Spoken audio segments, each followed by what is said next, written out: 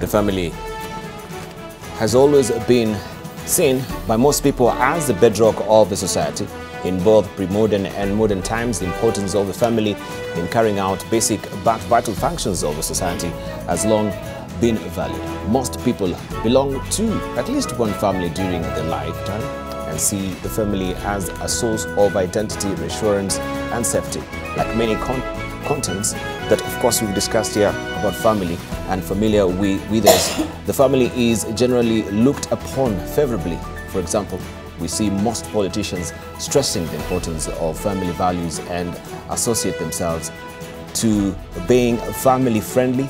Even church and other religious leaders are not left in preaching the importance of family family environment to communal, national and international harmony. The media and adverts even use the happy family to advance their cause. The nuclear family is the smallest family unit and consists of husband, wife and their own dependent offspring. In the 1950s and early 1960s, the nuclear family was the norm, and it was assumed uncritically that this kind of family was a good thing, as it positively provides for the needs of its members and at the same time contributes to the society by carrying out basic and vital functions of reproduction. Over the years, it seems this kind of family unit is seriously threatened and in some occasions appears to be ignored or understood. Today, we continue with the conversation that we started 2 weeks ago about salvaging the family. One, we seek to know if the nuclear family is in decline. Secondly, what factors lead or contribute to this decline? And thirdly, what is a good nuclear family? We continue this conversation, and remember this picture that of course we've been showing you every Friday regarding this conversation we had about Priest Nyambura, who's 28 years old, and she came out boldly in our streets seeking a husband. And that has been the basis of our conversation, of course, here on AM Live. So what really egged her on to go to the streets to seek for a husband? Is it now what we normally say men maybe are not really taking their responsibility as far as making advances is concerned? Is it a religious issue, the faith-based issue? Is it prophecy coming to the fore that, yes, the good Bible says that, yes, 7 women, they will want to cling to one man only to, be identified with his last name, surname. Of course, we shall be drilling deeper with this with our panelists. But let's begin with Chris. Chris, first of all, thank you for joining us on this panel, right? Midway while we're still continuing with this conversation. But when you saw this particular picture of, this is Priest Nyambura, what really came up to your mind? What do you mean exactly? When you saw the picture, really her seeking the husband coming out to the streets. I mean, the problem is that people are not getting married anything like as frequently as they used to. They're marrying later. A lot of people are not marrying. It is getting progressively more difficult for people to set up a family unit. And to be truthful, that's partly their choice. When you look at the millennials in particular, the people who entered the world of work, the adult world in this millennium, they are choosing to marry later. They are putting much more emphasis on their careers, their education, and both men and women, but especially, strangely enough, women, they are recognizing that they've got a lot more choices than they used to have. It used to be that men and women really only had one choice. You came to the end of your teenage years, the only thing you could do was marry. Suddenly people are saying, I don't want to do that. I want to go out and be independent for a few more years. And the result is that a lot of people who do want to marry find that their colleagues, their cohort, the people of the same age as them, are not available. They're saying things like, no, I don't want to marry this year. I want to go a little further in my career. You see what I mean?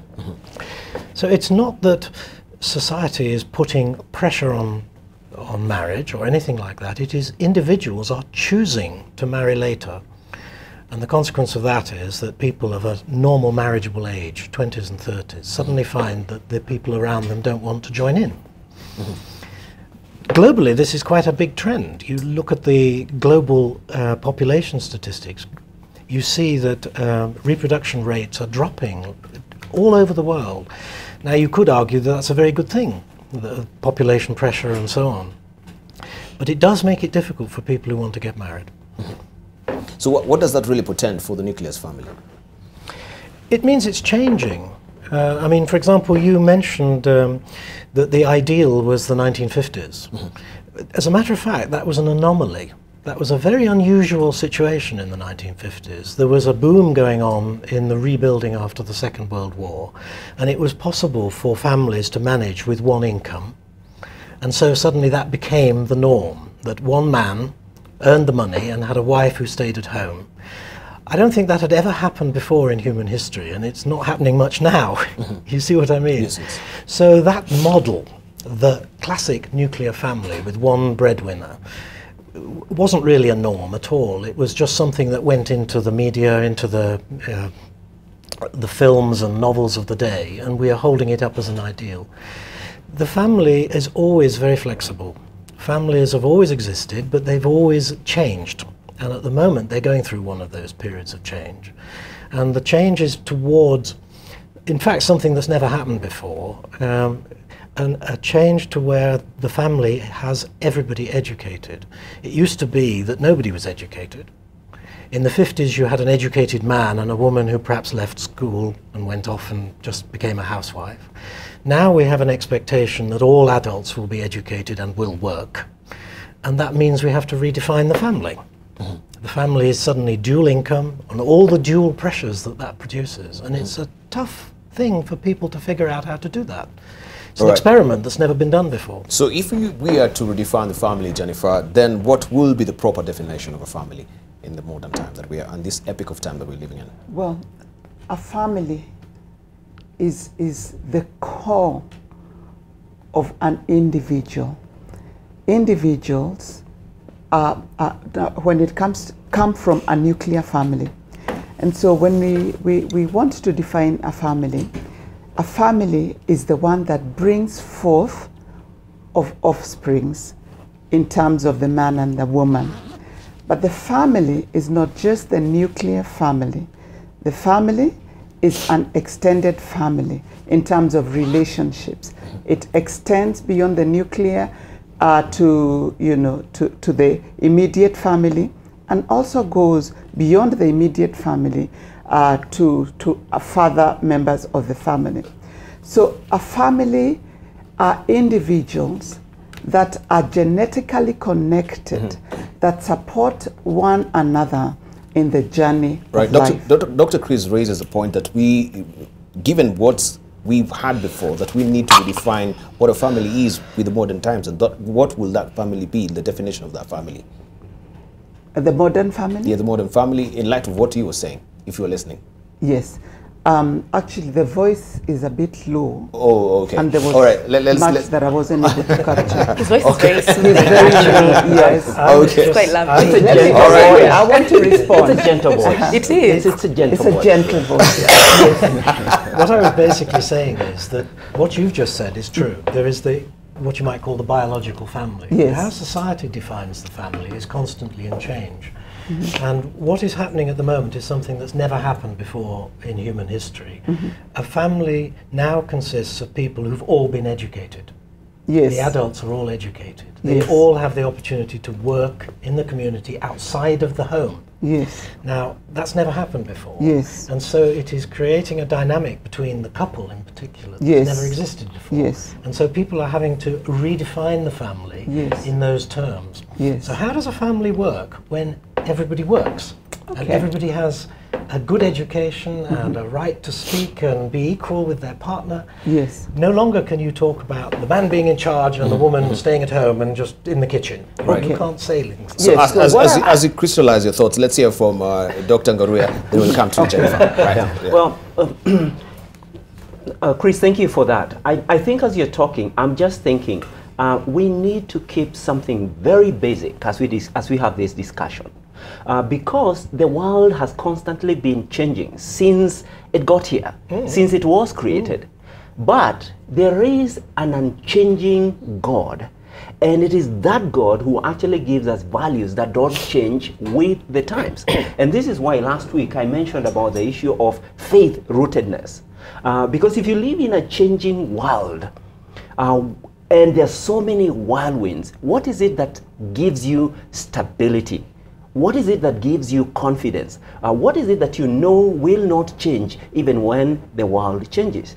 That is faith rootedness. And in fact, if you are to explore any family, you will find a measure of faith, either from their cultural rootedness or from their religious background, or if it is what I'm talking about, the Christian family, the faith rootedness that God is the source of all life, and He has standards, He has values that He wants us to uphold regardless of the circumstances, and no matter how fast the world is actually changing. I wouldn't disagree for a moment, but the fact remains that women in particular are living their lives in ways that they've never done before, and that is changing society. Yeah. So we do have to redefine how families conduct their business, if you like, in that basis. We are not, forgive me, but we are not going to be able to turn the clock back and tell all the women to go home and stop working, are we? Yeah. In fact, what Dr. Hart is saying is that, yes, change is taking place. And in fact, I was reading a very interesting statistic the other day that was taken in the US. In 1900, the percentage of divorce cases, according to that statistic, was 8%. By 1975, the percentage of divorce was 50%. Now, the big question that was being asked, are we progressing if the divorce rates are going up? In fact, the question is man progressing if the divorce rates are going up? That is a big question. And when we talk about our topic, salvaging the family, the presumption is we are salvaging it from somewhere where it should not be. Right? Therefore, we are saying there is no objective good of the family being together, of less divorce. There's an objective good. And that good lies in the purpose of the family. The purpose is the place where companionship between husband and wife is found. It is a place where procreation takes place and children are brought into the world. It is the first school for children. That is where they're educated in values. We cannot talk about values in society if we cannot talk about values in the family. That's why we first educate our children so that they don't become hate speech mongers in the family. That's where they learn to be upright. That's where they learn to respect. That's where they learn to love. It's in the family. And that does not change, my dear friends. Even if the world changes, even if 90% of the people in the world change, that fact does not change. And I think that is what we have to be aware of. There is also the question of the ideal, and I heard Dr. Hart mentioning the question of ideal, the ideals. Is it worth pursuing ideals? I believe it is worth it, because ideals, I believe, are the ones that lead to a better place for everybody. If we don't pursue ideals, there'll be chaos. And that is what we are facing right now in the world. Confusion. Yes. And we'd better be aware. Okay, there's 2 points about divorce that are just worth saying. Let's hear from... Could I just say something about Please. divorce? It's assumed that a rising divorce rate is a bad thing. Now, the reality is that in 1900, the vast majority of people didn't marry at all. So there was no divorce, they just left one another. Right. If you lived in the Wild West in America, there was nobody to marry you. You just lived together, you had children. If you fell out, you left and went to another state and you couldn't be found. Then we went through a period where the law clamped down like crazy on divorce. And suddenly the divorce rate was very low, and the world was full of desperately miserable people. And so what the relaxation of the law, if you like, has allowed is that people who are desperately miserable in marriages have left. There's one other thing it's very important to say.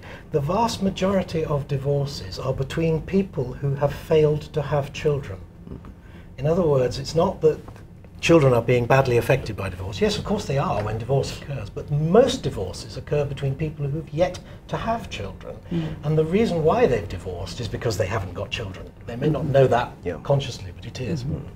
So I think we've got to be very careful on focusing on divorce statistics. They are rather different than what they seem. All right, let's hear from Jennifer. The family is a beautiful place to be in, and I share the sentiments of the panelists that have shared. And what I would want to say is that a man and a woman comes together so that, yes, they may have procreation, they may have pleasure, they may have fellowship, and bring forth a godly generation. Change is inevitable. And yes, we are changing. And you know, the era of industrialization changed everything, because the woman's place was the home, to be the nurturer and, you know, the caregiver. And today, really, the woman is the worker. And that totally shifts the family, because actually today most women have bigger jobs, they're earning bigger money. So question is, how do I submit to someone who is not, is under me? And that is what's rotating. If I have done so much in terms of education, how am I supposed to find someone? Actually, nobody wants to marry me because I am successful. So that's a fact that we need to be able to understand. And there's absolutely nothing wrong with change. Change comes and needs to be embraced. But to be able to continually give the institution of marriage the honor and the dignity that it deserves, we as the ones that have been ahead of marriage in terms of role modeling need to do a real good job. And I believe that this is a conversation that we need to continually have, particularly at the family level. Because as parents, we just wait and wait to educate. And as the children grow older, we wonder, aren't you getting married? We've never had this conversation. So we need to be able to have that conversation, because marriage is good. And it is what the basis of our society is formed from a functional family. You wonder why we are getting to the level of hate speech? It doesn't begin at the arena. It begins from the families that we come from and the families that we create. So the family is the core and is the fabric of any community, of any nation, and of the world. And so I would say this going forward, that there needs to be a level of positive energies where the family is concerned. I think we speak too much of the negativity. The divorce rate is rising by the day. Absolutely not, because they do not report about the good marriages. And Debarl, invite people here to speak about how they've been married. I personally have been married 40 years. I love it. I have mentored many who have enjoyed their marriages, and marriage is good. The message that goes down is, you'd better be single. You better just get a baby and settle down, and that's a good thing. It's what we hear, it's what is passed on, and that's what a nation becomes. Dr. Njoki, I think congratulations, first of all. 40 years is incredible. I think people have to do what they want, and I really want to echo what Dr. Hart said about people being able to choose different outcomes. Yes. And that means if you want to be able to have a child by yourself, then you should be able to. Why should people force you into a context where you have to have a partner in order to have that child? Yes. I think people should be able to do what they want. Okay. I think even as you say that the negativity has to come down, I would argue that it's actually the opposite. There's not enough negativity that happens in family context that has been spoken out loud for us as Kenyans to come to terms with the real suffering that people are undergoing in their homes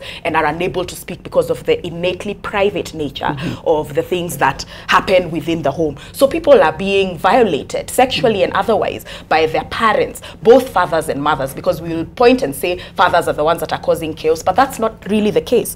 People are being disenfranchised, people are being lied to. It is brothers and sisters who are killing one another out here in search of land. It is brothers and sisters who are ganging up against their mothers and accusing them of being witches so that they can acquire land. And so for me, that kind of shows us that we don't talk about how possible it is when you live in a house for people to assume that everything is fine between you, but the amount of violence that all of you are causing one another, the society is not equipped to handle. At the same time, people want to be able to point and say, "Iyo ni shida ya boma," or "Let's just sort this out as a family," even when it's a legal issue. So you'll find a child has been violated by the uncle or by the auntie, and then everybody says, "Oh, let's deal with this inside the boma." There's no reason for this person to go to jail because it's going to bring shame to all of us. And so we need to understand why we would rather push away shame and allow some of our most vulnerable to suffer than actively focus on these things head on. We cannot call them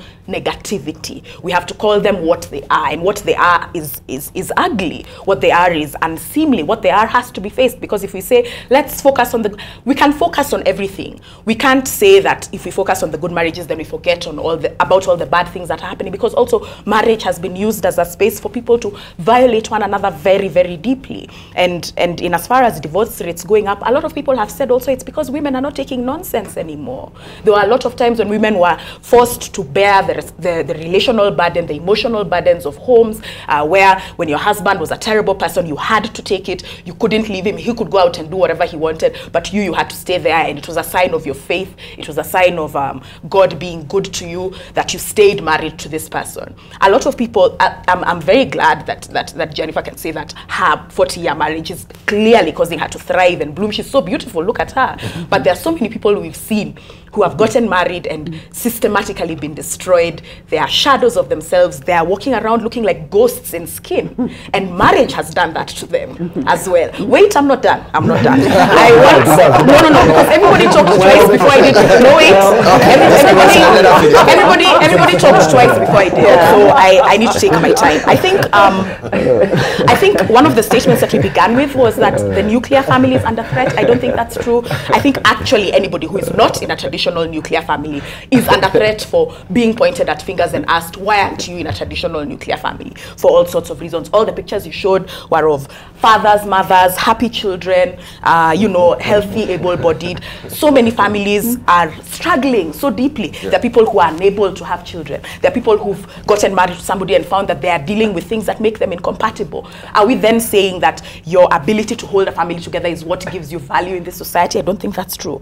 I think we should talk about 3 types of violence that people undergo, whether in family situations or not, but that hit families in very particular ways. I think the violence of poverty is a very specific thing, and we don't know, and especially people who have been able to provide for themselves and have had people provide for them, etc. We don't know what it is like to have a family that you are unable to provide for, what that makes you become. We don't know what it is like. I'm not done. We don't know what it's like to not be able to afford to care. We don't know what it's like to not be able to achieve societal utopias. We've seen the violence of patriarchy. Who is allowed to have income? And Jennifer said that very clearly. Who is blamed for lack of offspring? What laws favor men and disproportionately oppress women? Laws about child support, laws about sexual violence, and then the violence of loneliness. And I think we need to understand that somebody coming with a placard saying they're looking for a husband can be looking for any number of things. They can be looking for romance, they can be looking for provision, but they're also looking for care. They're looking for community. They're probably looking for somebody that they can build wealth with, because it's easier to build wealth when there's a few of you than when you're many. And so being unable to form communities that you can trust, being unable to be cared for, these are the things that we need to start talking about. Thank you. And I think we should just give Njoki a seminar. I don't think that's a fair statement, because you went twice to every single person before you came. I'm just saying this. If you put everything that they said together, it will become a seminar. So when you make me the seminar person, that's problematic. However, Debarl, I believe this is very, very important. Yes. And it just occurred to me as Dr. was speaking here. Democracy has given us a wonderful space to express ourselves and to thrive in human flourishing. But it's a double-edged sword. And I think what our sister is actually pointing out for me is very clear.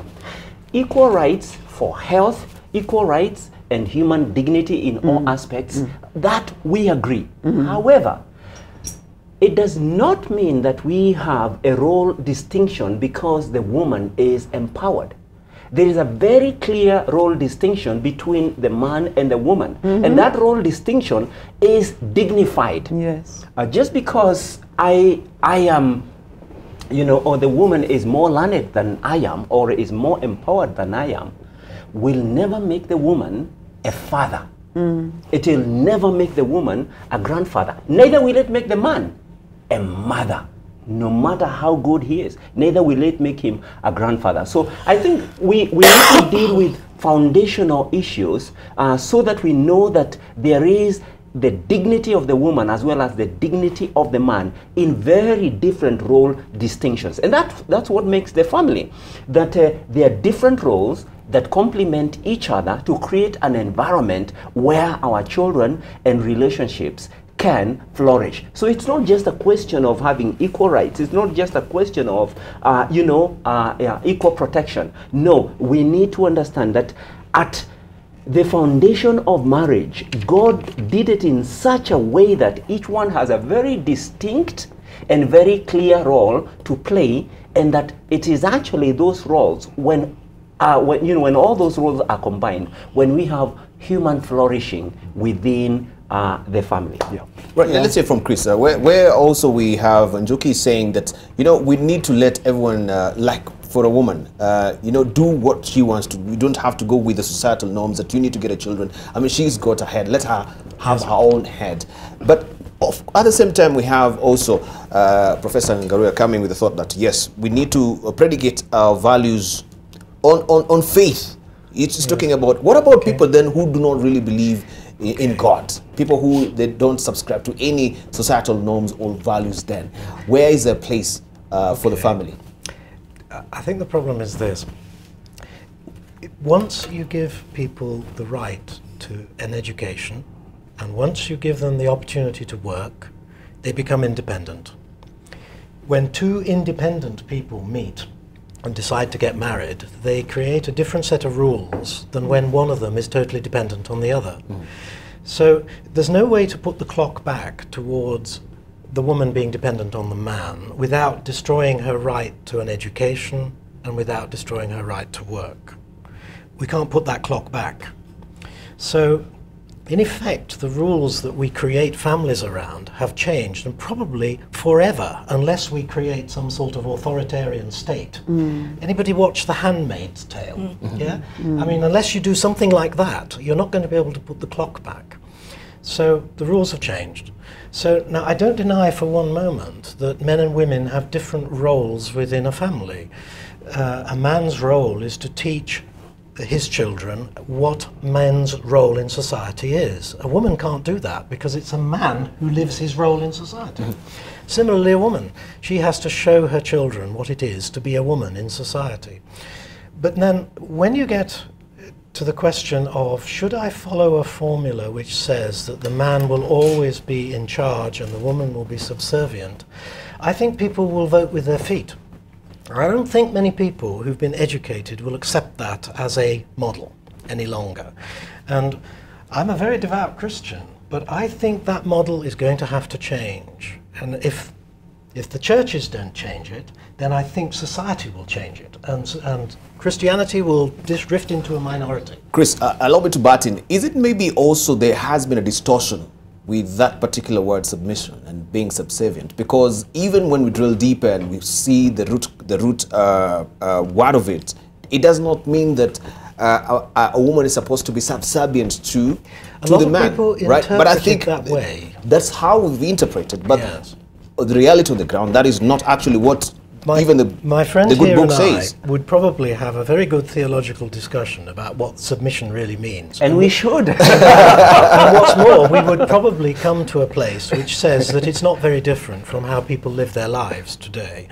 But there is what you might call the traditional patriarchal marriage, which occurs in any society where there is a huge pressure to have children. If you have a society where there is immense poverty and immense child mortality rates, then you will always have a patriarchal form of society, where the drive is for women to be reproducers, have as many children as possible, because they're probably all going to die. Now, the moment child mortality and education and so on starts to rise, people move away from that and they want equality and independence. And so that is where we are now. The reason why the society is moving the way it is, why family is moving the way it is because child mortality has fallen and educational opportunities have risen. And like I say, short of The Handmaid's Tale, we're not going back. So we will have to rejig the family to one in which the two are utterly equal in within the family, where all decisions are made equally, where people equally work, and so on and so on. Like it or not, that's what people want, and they will vote with their feet if they're not offered it. Right. Chris also raises a very critical point, that the man has not been living his role.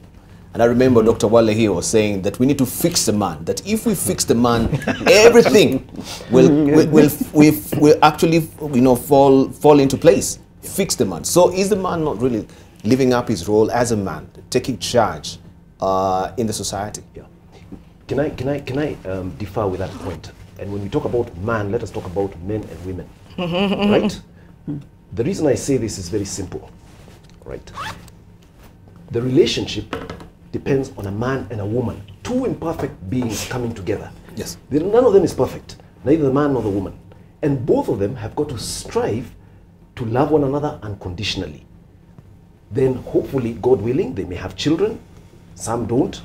And if children, they then have to focus on those children and educate those children in the right values so that those children can become responsible citizens. So we cannot talk about the man alone. We've got to talk about the man and the woman. Now, there are two things that kill this institution. And these two things are actually trends in the world. And we've been told that's the way it is. Okay? Those two things involve, at a very personal level, individual selfishness. Okay? When we go into a relationship and we are only thinking of ourselves, what I want, my happiness, I go in saying, I want my happiness on my own terms, that approach will not work. You somehow have to forget yourself and become a bit more selfless. So there is an opposing point here. The world is tending towards more individualism, and that encourages the self, what I want. And men and women are both saying this, increasingly so as the world, as the years go by. Now, selfishness is one thing. The second thing is pride. You know, we're inherently proud, all of us. You know, we are better than others, we are more educated, etc.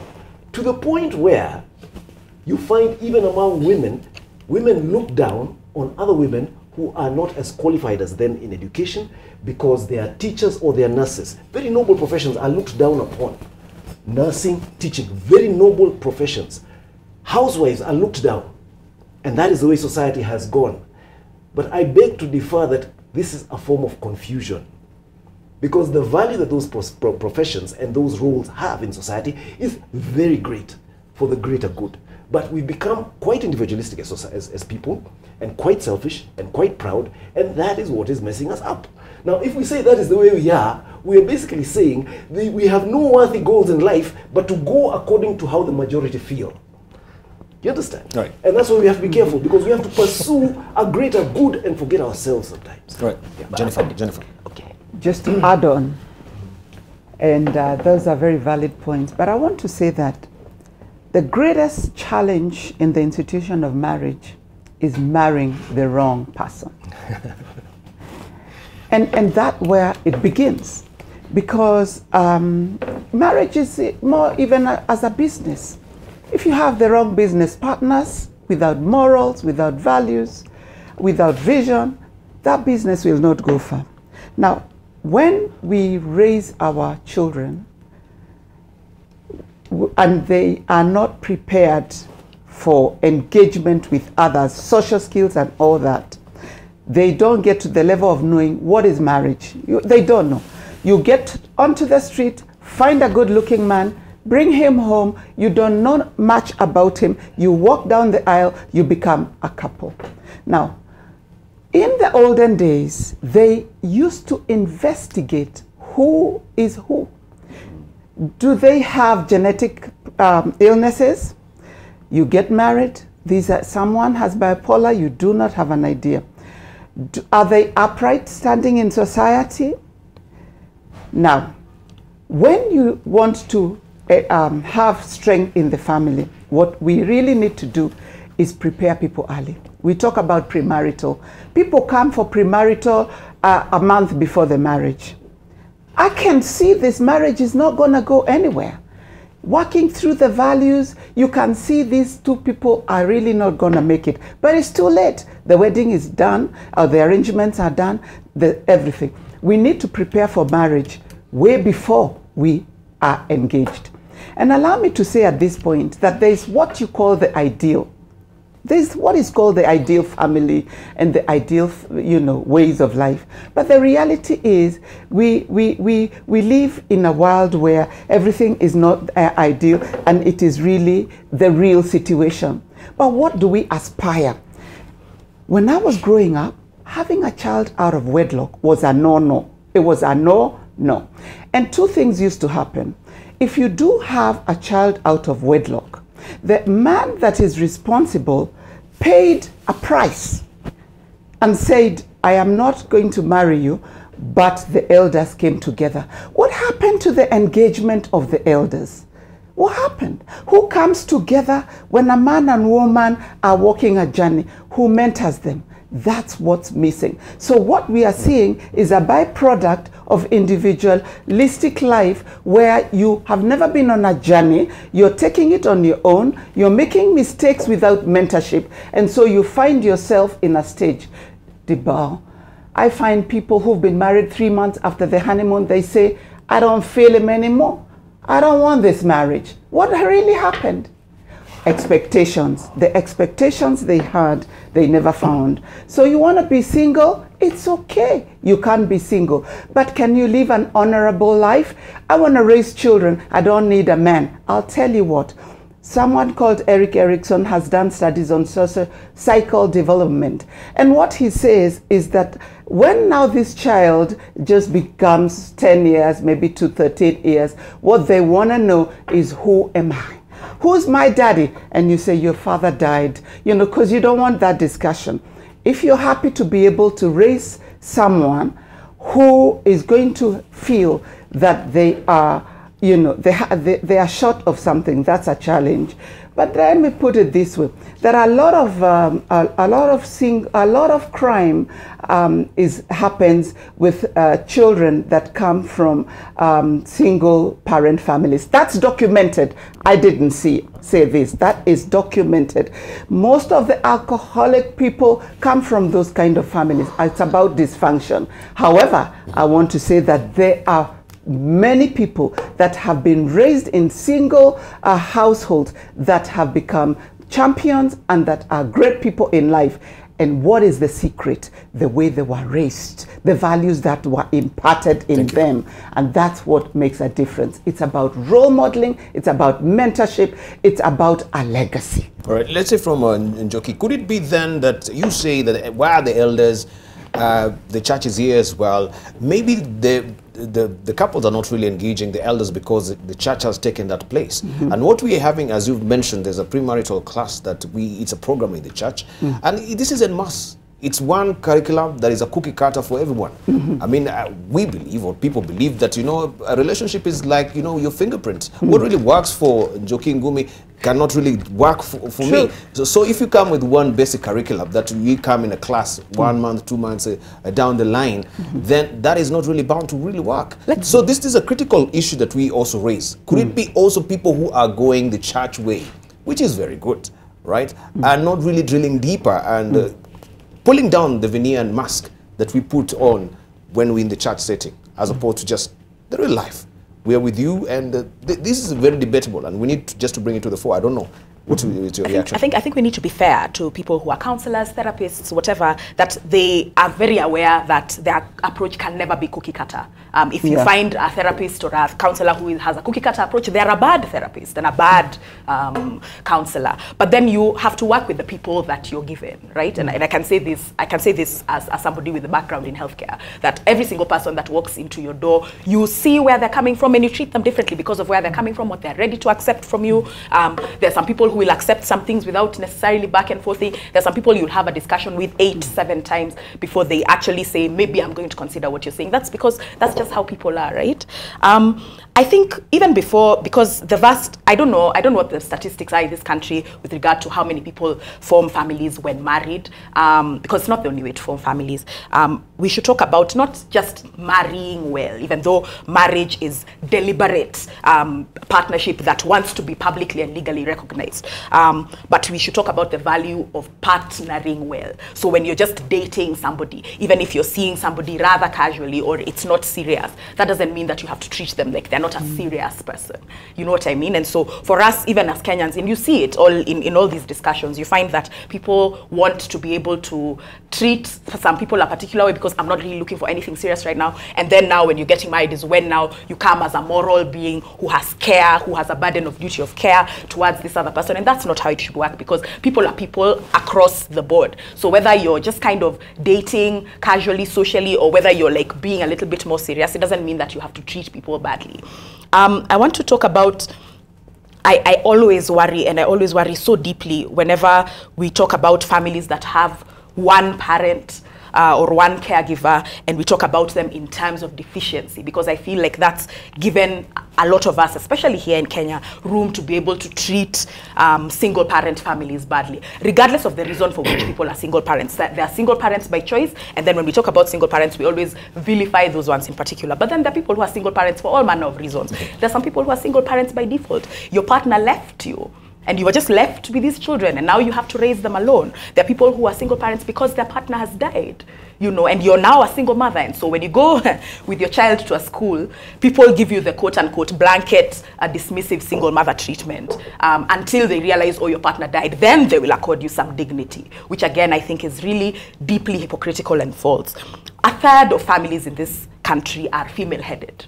Right? And with our definitions of family, you know, female-headed means that they are the main caregiver. There are also families we have that are child-headed, where it was the older child that had to raise up everybody. And you find that that person takes on the job and the duty of being a caregiver. And so you have to give up your dreams so that your siblings can have theirs. What does that mean? There are so many families that are elder-headed. And so you find people transporting their children for their parents to take care of, whether it's because they have to, because they don't have a choice. Maybe you have to go back to school, or you have to be the one to go and raise money to send back to support all of these people, or it is because now you're gone and then now it's the elder that has to take care of you. And so when you find families that are headed in this kind of vulnerable context, and I say vulnerable because it's a societal vulnerability, we should have welfare systems in place to bolster up families that don't have the kind of strength that we expect of the normal cookie-cutter families that you were putting up earlier, but we don't. And so they are vulnerable, and then society attacks them for being vulnerable in that sense. I want to talk specifically about women being judged for not having a man, not keeping a man, not giving a father to their children, even when there is documented evidence of a bad father, or of a father who is not able to do the things that a father is supposed to do, whether it's a father who cannot care, whether, like, you know, people who are bad, and we know them. We know them. We all have relatives who fit that description. We all have friends who fit that description. And yet we still look at the women and say, there's something wrong with you because you are not able to beat this person into being a person that can now be an effective father of your children. And so we need to ask ourselves the responsibilities we give women to carry deficient characters, the responsibilities we give women to form families even when there are none, the kind of labor that we give them in that respect. And we need to ask ourselves about the outcomes of families that have bad fathers as well. Even if we're just talking about outcomes of families, if we talk about families that have single mothers, let's talk about families that were dysfunctional, whether there were two parents or not. The outcomes of dysfunctional families are also well known. So instead of worshipping this kind of nuclear family context and pushing everybody in that direction, we can trust people more. We can support people more. We can care and build community in many different interesting ways. Thank you. Dr. Chris. Okay. Single-headed families are a very interesting phenomenon. Everybody talks about them as if they've only just happened. The truth is the numbers for single-parent families have been pretty much constant throughout of all recorded history. It's a feature of life that people die, people run away, people accidentally get pregnant, or all the other things that happen in life. So it's a fact of life that families have to react to the situations they find themselves in, and that includes being single families. There are some very good guidelines, though, if you like, to how to make the best of a single family. I mean, for example, if it is a woman looking after the children, it's critically important that she finds some sort of male role model to show the children what being a man is all about. Because the bad outcomes that you hear about from single families that you were mentioning really all come from the fact that the children, both males and females, don't know what the role of a man in society is. Now that information can be provided to them by someone who is not their father. It could be an uncle, a grandfather, the local pastor, or a friend you respect. But if that is not done, then both the males and the females go into adult life not really knowing how society works. They only know how half of society works, or rather less actually. You see the problem. So it's a critical thing that if you are in a situation that you are a vulnerable family, you prop it up by finding the right role models for your children to understand how society works. All right, let's talk about the issue of couples and not really, having, the benefits or the good fortune of having children as well, because that is very critical. And does it necessarily mean that it is the societal expectation that once we get married, then it's a given that we should be having children? Or it's an agreement as well, you as a couple, when you're walking into marriage, you know that also children, as the Bible says, they're blessings. They are blessing from the good Lord. So is it that it is very critical that, yes, to the extent that even the family setup will burst at the seams when we don't have children, then people now should part ways because she cannot bear children, or the father, the father has an issue as well. Do you mind if I just jump in with a statistic? Please. Most families that either by choice or can't have children actually do break up. The vast majority. I know a lot of young people do say they're going to go into a marriage and they've decided not to have children. Such marriages are always very unstable. So there is a factor that, whether you like it or not, a family includes children, and it stabilizes it and it gives it a purpose and so on. There's nothing wrong with being in a relationship where there are no children, but the chances are it's not going to make it. Do you see what I mean? Yeah. You hold with this view? Well, let me just get back to a foundational point in this matter. I think the desire to have children is a universal one, and it's a very, very, very important one. It helps us actually protect the human race. It's a desire that helps us have the next generation. But then sometimes there is the limitation that you are talking about, and this is the limitation where the couple is unable to have a child. But important as children are, the family is not predicated on having children. And this is where we as urbanites many times have actually missed the bus. Why do I say this? You see, our world is different and keeps changing. We come from a society where Daktari's son is my son. Daktari's daughter is my daughter. I'm a father to his children. He's a father to my children. The place where the woman was not just the mother of her biological children, but the woman was a dignified person in the community as a mother in the community. And when this so-called democracy, which we need, comes in, it stresses individualism and our personal values at the expense sometimes of our community. I believe this is where Dr. Wala is right, where we need to fix the man and also the woman in mindset change. That our worth as a couple, my worth as a husband, my worth as a wife, does not come from the fact that I have children. It comes from the fact that I am a human being, and that together both of us want to make a better society, and that there are also some alternatives available for us. We can adopt a child, either within our extended family, if that is possible, or within the community. Right. Or as some couples have decided that we are going to mentor others, or we are going to give our lives in empowering children in this kind of condition. So we do need this mindset change. And so again, I feel with the couples in terms of their desire to want to have children. It's a very, very human thing, but I think there is a sense in which they can deal with the inability to have children in a way that does not need to destroy or ruin their relationship, because they are not defined by the children they're going to have. Right, but having this mindset change against the backdrop of the societal construct that we do have can be such an Herculean task. Yeah. Dr. Cesar Mwangi, very briefly, also as you're preparing your headline thoughts, please. In fact, you're absolutely right. But I just like to take a step back. What is social progress? What is progress in society? I think we have to be clear about that first. Because if we're not clear about that, then any road will lead us anywhere. And I think that is a challenge that we have. We have a concept called freedom in society, right? And that says, I can do what I want because of what I need. And I suggest that every man or woman is seeking happiness, right? The challenge we have is we're seeking happiness on our own terms. Okay, I will do it the way I want. I will get it the way I want. And that is possibly the majority doing it now. The point is, shall we find happiness? I just read a very nice example the other day. Assume you're driving on the highway and you come to a roundabout. Right here on the highway, you come to a roundabout. And you say, why the hell is there a roundabout placed here? I feel like going straight.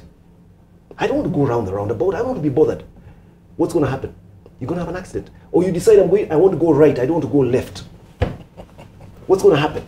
And there's a tendency of many people now saying, I am so free. I can choose what I want to do. The point I'm making is there are certain rules that we need to follow.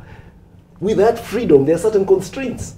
For us to live in harmony, for us to avoid chaos, for us to avoid the kind of negative things that Dr. Ngumi has mentioned, all those are because we've refused to abide by certain rules. Thank you. Yeah, so we need to be careful about this. Right, freedom is not absolute. Freedom is not obsolete. Let's get your headline thoughts as we're winding up, Dr. Jennifer Karina. The family is a really important institution. It's God ordained. The purposes is for procreation and recreation and to bring forth a godly offspring. However, individuals have choices, and choices have consequences. So as long as you are ready for the consequences that you take based on your decisions, it is okay. I've met many couples that have chosen not to have children, but midstream, one of them decides that they won't. Some actually contract, and it becomes a real big challenge. And so what I would say is it's great to be able to contribute to society in terms of the next generation, and it's noble. But when you choose not to, there's nothing wrong with it. It's what you have chosen, and it's the consequences you shall bear along the journey of life. Thank you. Dr. Njoki Ngumi. I think there's a couple of things we don't really allow ourselves to talk about in as far as the decision to make children. Yes. One of them is that having children is an economic challenge, and especially because we have to sell our time nowadays for money in as far as getting wages, then it means that the care of those children, especially when they're very young, has to fall to somebody. We have to figure out how that is done. It becomes easier the more you can afford, and so it becomes very challenging for some people to choose to be able to have children. The other thing we never talk about is suitability. There's some people who are not suitable anything. They're bad human beings, they have bad characters, and then they go out there and they become parents, whether in two-parent homes or one-parent homes or whatever. And we know that they're doing children damage on the daily, but then we keep quiet because they formed a family. And so we need to ask ourselves, as we go into the idea of having children, if you're having children, you're making the decision to have children. Yes, you want children, but are you suitable as a parent? Are you going to be a good parent to them? Are you going to be able to provide? Are you going to be able to care? And care is a very deep thing, because we don't understand care beyond being able to pay fees and feed them. Are you going to be able to help them to grow? Do you confer upon them an element of community and belonging, not just to you, but to the wider society and to the world in general? I think maybe my last statement would be with regard to adoption, which I think it's a lovely solution to be able to create families and to be able to form families the way we want. I don't think, however, that in that sense we are a truly pro-life society. We don't have enough people who have the urge to adopt the way we should. We have so many children that don't have homes, and yet there are people who are willing to adopt them, but then there are so many barriers to entry. You go and find that people want to be bribed, people want all sorts of odd situations to happen so that they can be able to adopt children. What kind of support structures do we have for people that want to adopt, etc.? So we really need to understand adoption properly and desire it honestly. Right, Chris, your parting shots? There's always been families. There always will be families. It's a much more robust institution than people think. We're always talking as if it's about to collapse in ruins. I think the one thing, though, that we must accept is that families and the way families work reflect what's going on in society. And society is changing dramatically at the moment for the reasons we've talked about: education, work opportunities for women, and so on. And whether we like it or not, the family will change as a result of that. And we shouldn't fight it. We should accept that that is going to happen, and we should look for ways of strengthening families under the new rules, because they're inevitable. Professor Ngaruiya. You know, I would say I appreciate every Kenyan, and I recognize that they come from a different cultural background. And I would say that if we are to have healthy families, our converging point is our faith-rootedness, because I do not know any other source other than in God where we get values, where we get aspirations that actually unite us rather than actually divide us. And so faith-rootedness for me is very, very important, because from it, families will have values that will move it forward. All right, thank you. Let's hear from Dr. Caesar. Yeah, in closing, I just want to say that we don't live in an ideal world, but the family, I think, is a beautiful institution. The traditional family, father, mother, children, is a beautiful institution where the next generation is going to be educated. And I think we should try and safeguard it, despite the changes which Dr. Hart has mentioned.